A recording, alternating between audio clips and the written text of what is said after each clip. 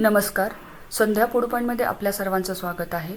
आज आपण बनवणार आहोत स्वादिष्ट रवाळ बेसनाचे लाडू.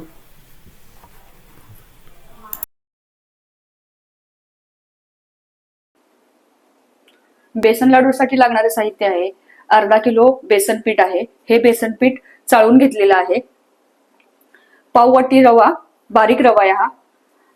400 ग्राम पिठी साखर, 150 ते 200 ग्राम तूप आणि ड्रायफ्रुट्स आहेत,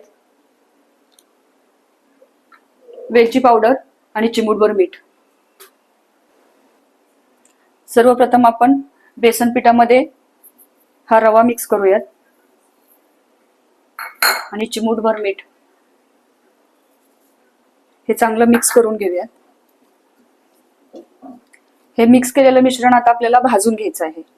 तर भाजून घेण्यासाठी काय करायचं, सर्वप्रथम महत्वाची टिप म्हणजे आपल्याला कढई जाडबुडाची पाहिजे. जाडबुडाच्या कढईमध्ये आपल्याला हे बेसन पीठ भाजायचं आहे. कढई गरम करायला ठेवलेली आहे. त्यामध्ये मी हे तूप टाकते. तूप सर्व नाही टाकायचंय, 2 ते 3 चमचे तूप ठेवून द्यायचंय. नंतर आपल्याला लागणार आहे हे. तूप गरम झालं की ह्यामध्ये आपल्याला हे मिश्रण केलेलं पीठ टाकायचं आहे. तूप गरम झालंय आपलं. आता ह्याच्यामध्ये पीठ टाकायचंय.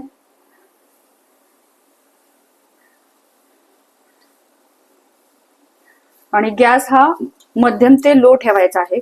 शक्यतो लोच ठेवायचा, जेणेकरून ना पीठ करपणार नाही. बेसन पीठ लगेच करपतं तुपामध्ये वगैरे भाजताना आपल्याला. आणि सतत हलवत राहायचंय.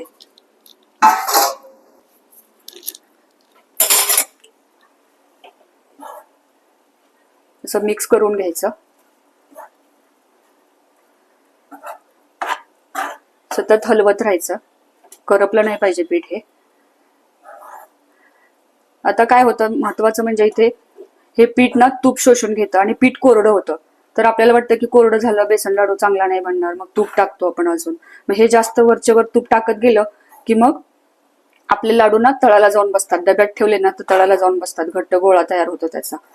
तर हे नाही करायचं आपल्याला. ना हे पीठ एकदम बारीक गॅसवर 20 ते 25 मिनिटं सतत हलवत भाजायचंय, जोपर्यंत ह्याला तूप सुटत नाही. जसं भाजी करताना आपण मसाल्याचं तेल सुटत नाही तोपर्यंत भाजतो, तसं ह्याचं ना तूप सुटेपर्यंत हे पीठ भाजायचंय.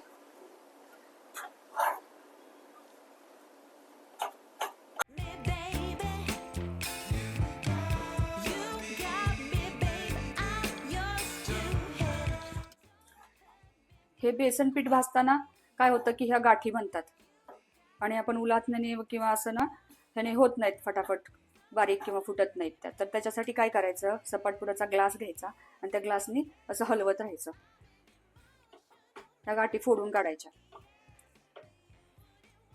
आणि पीठ हलवत राहायचं. मेन म्हणजे बुडाला नाही चिकटलं पाहिजे कढईच्या.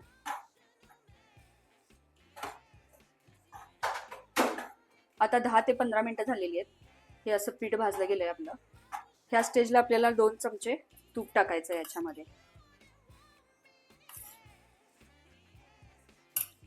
आणि परत असं हलवून घ्यायचं व्यवस्थित.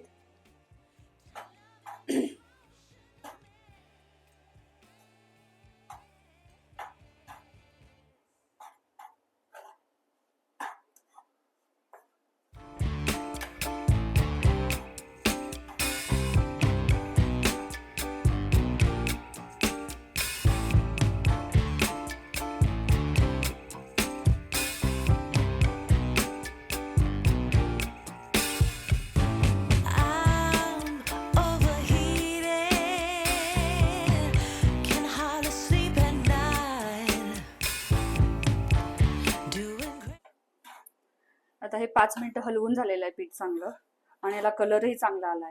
तर आता गॅस बंद करून हे मिश्रण एका पसरट भांड्यामध्ये काढून घ्यायचंय आणि त्याला थंड करायला ठेवायचं आहे.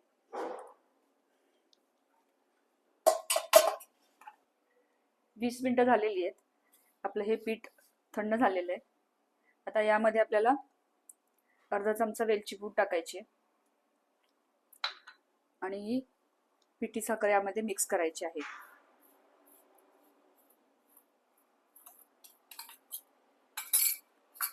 पिठी साखर छान अशी मिक्स करून घ्यायची एकदम मस्त.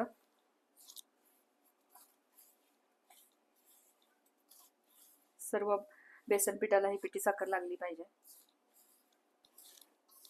अशा पद्धतीने साखर आणि पीठ चांगलं मिक्स करून घ्यायचं. हे बघा असं ओलसर झालंय. आता आपण लाडू वळायला बघूयात. आता आपण लाडू वळून घेऊयात. मीडियम साईजचे लाडू वळून घ्यायचेत. हे बघा असे गोल करून घ्यायचेत.